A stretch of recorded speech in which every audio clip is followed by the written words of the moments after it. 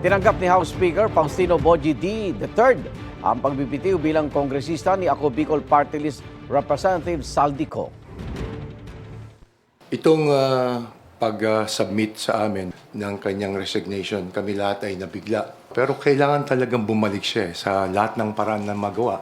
Sinubukan namin through Kahit nagbitiw sa pwesto si Ko, sinabi ni D na dapat pa rin harapin ni Ko ang mga paratang laban sa kanya. Sa ngayon, hawak na raw ng Department of Justice at ng Independent Commission for Infrastructure ang investigasyon laban kay Ko at wala ng kapangyarihan dito ang House Ethics Committee. Wala pa raw silang impormasyon kung bumalik na ba sa Pilipinas si Ko. Igan, mauna ka sa mga balita, mag-subscribe na sa GMA Integrated News sa YouTube para sa iba't ibang ulat sa ating bansa.